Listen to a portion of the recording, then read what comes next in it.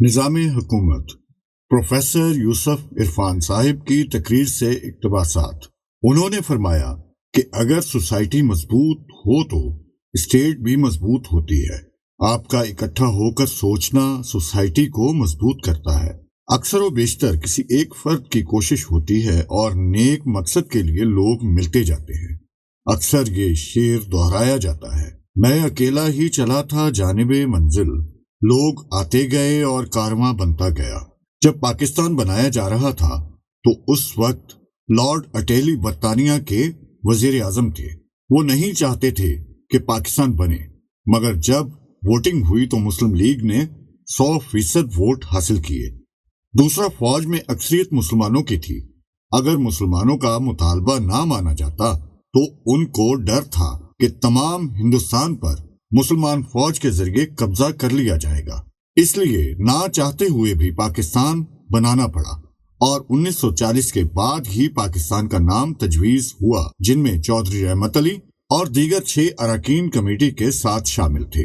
ہندوؤں کی مسلمانوں کے ساتھ نفرت کا ذکر کرتے ہوئے بتایا کہ قائد اعظم کا گھر رام کرشن ڈالیا نے خریدا، جو ٹائم آف انڈیا کے مالک تھے۔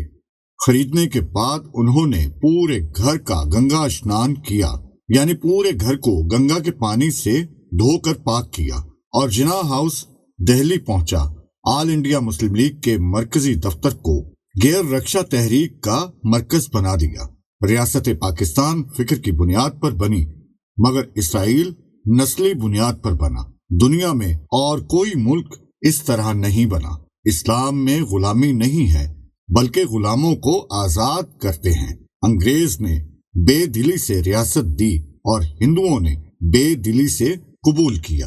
جب سے پاکستان بنا یہاں پر نظام اور انتظام کی لڑائی جاری ہے۔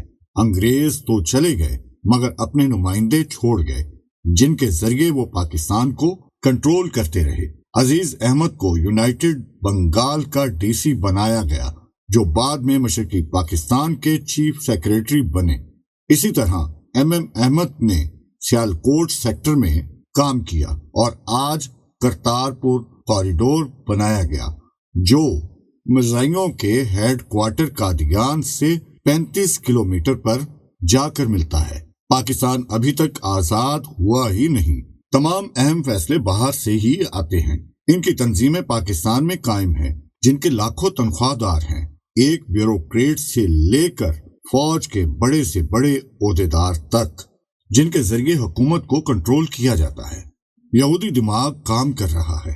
نیٹشے نے کہا تھا کہ دنیا کا مالیاتی نظام ایک دن پکے ہوئے پھل کی طرح یہودیوں کی گود میں چلا جائے گا، اور یہودی ہی گرجا گھروں کے مجاور ہوں گے۔ یہودی غربت کو استعمال کرتا ہے۔ غریب آدمی کا کوئی مذہب نہیں ہوتا۔ اسلام میں ہے کہ غربت سے بچو۔ ایوب خان نے آزاد پالیسی بنائی تو 1965 کی جنگ کرا دی گئی، حالانکہ اس دور میں پاکستان نے چین اور جرمنی کی مدد کی۔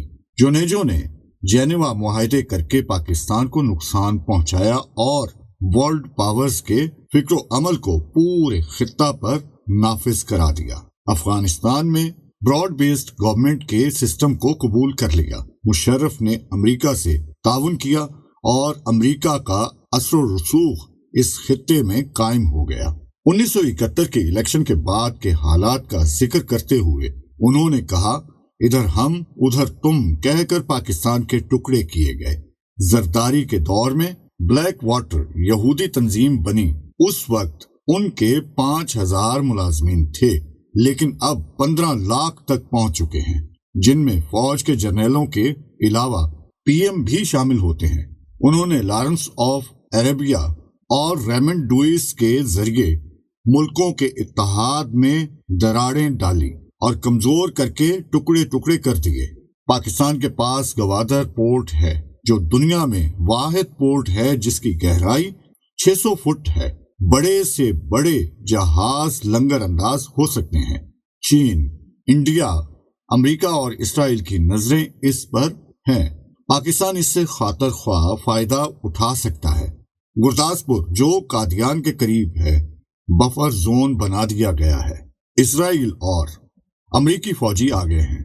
عالمی قوتیں بالخصوص صہیونی کشمیر میں دھڑا دھڑ زمینیں خرید رہے ہیں۔ ان کا ارادہ ہے کہ یونائٹڈ کشمیر، گلگت، سیاچن اور آزاد کشمیر کو بھی شامل کر کے پورے علاقے پر اپنا تسلط قائم کیا جائے۔ اسرائیل فی الحال خیموں میں بیٹھ کر تجارت کے نام پر قبضہ کر کے اپنے پنجے گاڑ رہے ہیں۔ پاکستان میں اسٹیٹ بینک بنایا گیا، حالانکہ امریکہ برطانیہ میں بھی اسٹیٹ بینک کا تصور نہیں ہے۔ اب اسٹیٹ بینک پر ہمارے دشمن IMF کو بٹھا دیا گیا ہے، جو کبھی بھی نہیں چاہے گا کہ پاکستان ترقی کرے اور اپنے پاؤں پر کھڑا ہو سکے۔ IMF مسائل کی جڑ ہے، اس کے ذریعے پاکستان کی معیشت کو سدھرنے کا موقع نہیں دیا گیا، کمزور سے کمزور کیا جا رہا ہے۔ اس وقت پاکستان کی سوورنٹی کا مسئلہ ہے، جو کہ ہمارے پاس نہیں ہے۔ PM کے پاس اتھارٹی نہیں ہے، سب کچھ باہر سے کنٹرول کیا جا رہا ہے۔ امیر زادوں کا ہدف باہر جانا ہے، چونکہ یہ ملک رہنے کے قابل نہیں۔ ہمارا دشمن مرزیوں کے ذریعے ہمارے ملک کو کمزور کر رہا ہے۔ اس گٹھ جوڑ کو پہچاننا اور ختم کرنا بے حد ضروری ہے۔ انہوں نے بتایا کہ جنرل اشفاق کیانی اور حافظ سید عاصم منیر کے علاوہ تمام آرمی چیف مرزئی تھے۔ آکسفورڈ اور کیمبرج کے سلیبس رائج ہیں۔ اپنا نظام تعلیم ہونا چاہیے، قرآن اور اسوہ حسنہ کی تعلیم دینی چاہیے۔ موبائل کے اندھا دھند استعمال نے ہماری نوجوان نسل کو تباہ و برباد کر کے رکھ دیا ہے۔ ہم سے قرآن بھی چھوٹ گیا ہے، سب کچھ گوگل سے پوچھا جاتا ہے۔ انہوں نے یہ بھی کہا کہ ہمیں مایوس نہیں ہونا چاہیے، انشاءاللہ یہ ملک اپنے پاؤں پر کھڑا ہو جائے گا۔ انہوں نے چین، پاکستان اور افغانستان کے بلاک کا ذکر کیا۔ پاکستان کے پاس بے انتہا وسائل ہیں۔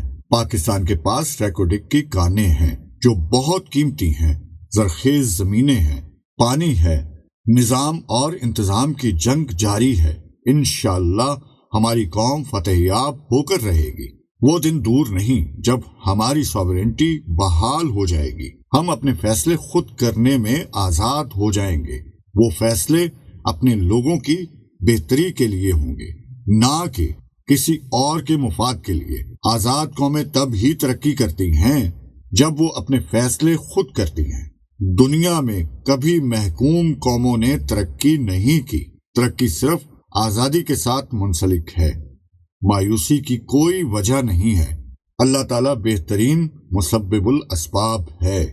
ہم سب کو اپنا اپنا حصہ ڈالنا چاہیے۔